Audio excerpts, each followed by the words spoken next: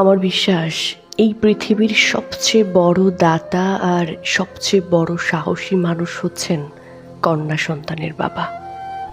তিনি সারাটা জীবন চেষ্টা করেন মেয়েকে সেরাটা দিতে, সেরা খাবার, সেরা পোশাক, সেরা সুযোগ। নিজের সামর্থ্য থাক বা না থাক, তিনি সবসময় চান মেয়ের মুখে হাসি দেখতে।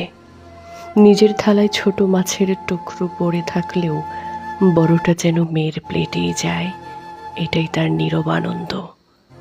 মেয়ের শিক্ষার জন্য তিনি নির্দ্বিধায় খরচ করেন লাখ লাখ টাকা। কোনো প্রতিদানের প্রত্যাশা ছাড়াই তিনি সব কিছু বিলিয়ে দেন। তিনি জানেন একদিন মেয়েকে বিদায় দিতে হবে, অন্য এক সংসারে পাঠাতে হবে, তবুও তিনি মেয়েকে সেরা শিক্ষা প্রতিষ্ঠানে পড়ান, স্বপ্ন দেখান বড় হওয়ার, নিজের পায়ে দাঁড়ানোর। আমাদের সমাজের বাস্তবতায় মেয়েরা অনেক সময় বাবার সেই ত্যাগের সরাসরি প্রতিদান দিতে পারে না। তারা চাইলেও সবসময় বাবার পাশে থাকতে পারে না।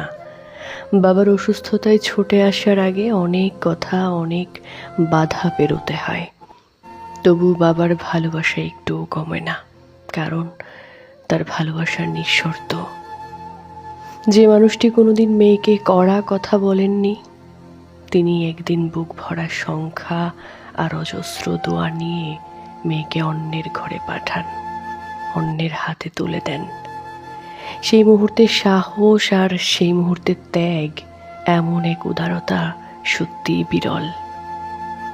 আমি জানি না এত সাহস আর এত উদারতা উপমহাদেশের বাবারা কোথা থেকে পান।